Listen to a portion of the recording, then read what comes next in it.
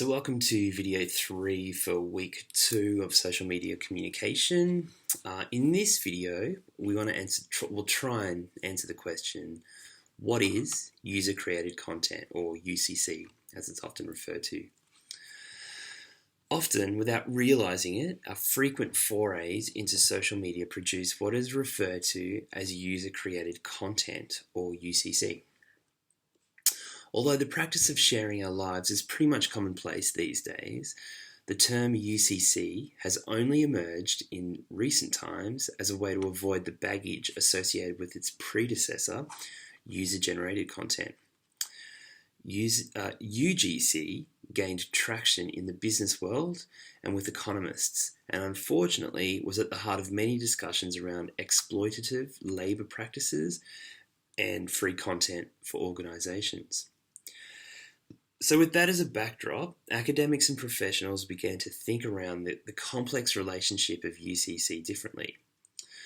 The approach was to develop the discussion of audience and user involvement with content production beyond labour practices alone, but build on the earlier concepts of what Clay Shirky refers to as crowdsourcing, Tapscott and Williams term wikinomics, and Anderson observed as the long tail. To begin, we can think around UCC from 3 perspectives. So first, it's creative content, including videos, photography, images, text and audio. It's often distributed on platforms such as YouTube, SoundCloud, Flickr, or blogs, for example. Second, are small-scale tools which enable users to operate and modify pre-existing datasets that are often built from creative content. Most times, we use mobile apps as an interface to operationalize small-scale tools. Thirdly, it is collaborative content, which is often performed by small groups of users across open-source software, for example, Apache. A great example to think of here is Wikipedia. The practice of sharing creative content across social media platforms is essentially common practice amongst many connected users. The second distribution model of small-scale tools is generally reserved for those who have an aptitude towards coding and developing, and who are generally lead users within their online communities and networks. This is not commonplace practice, but nonetheless a very popular way for users to create content under the UCC framework. So while the ultimate goal for much of the content production during the late 2000s and early second decade of this century was to embrace collaborative content models and release the authorship from the institution and to the audience, this is not so much the case now. Producers and consumers of content have passed through a utopianistic, post-structuralist phase of what Barthes refers to as the death of the author, and towards a more critical understanding of how both stakeholder groups can add value given their past experience and field of expertise. It is now a blend of user-generated creative content with professional input of media folk to create useful UCC. For example, if a radio producer in Sao Paulo wants to do a long-form feature on the social history of Sydney, they would either travel to Australia and spend time researching the place, or utilise the affordances of online communities and engage in co-creation.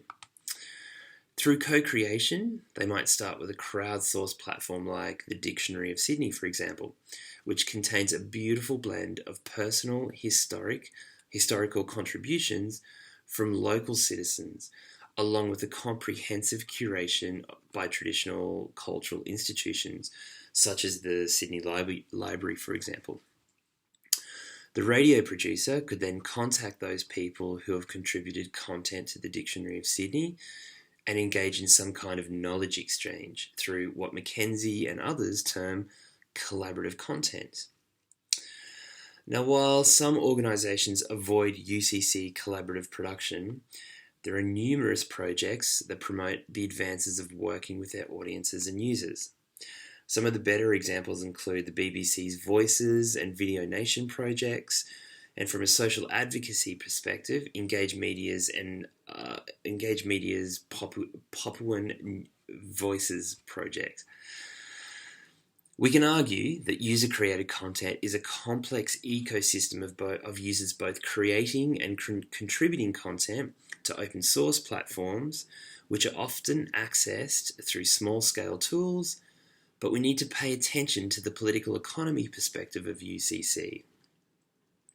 So this includes the politics that determine how UCC is created, published, and distributed, while the economic perspective takes into account the exploitative nature of collaborative content creation. In the first phase of UCC, there was a broad perception that it was cheap and easy as a way for organisations to acquire content for free. This, of course, attracted harsh criticism on the role of UCC. So the other side of this argument suggests that this was a way for unique forms of knowledge and expertise to emerge on niche and speciality topics and ideas. In the UCC environment, it is more useful to approach collaborative production from the perspective that each stakeholder group, the professionals and the enthusiasts, can contribute unique attributes to the whole. In these sorts of arrangements, UCC produces more sincere and universal content. The content has perspectives from all producers, making it more appealing to niche users and large audiences alike. There is a more appropriate labour model where users are remunerated through increased knowledge exchanges, exposure to larger audiences, or even money or goods in some cases. And we see the production of content that demonstrates finer nuance and detail. So while we can lean on past descriptions of UCC, it is important to remember that the political economy of this activity has honed and refined the practice that demonstrates the expertise of those involved, creates more sustainable and useful content, and ensures the production of content is now ethical to some extent.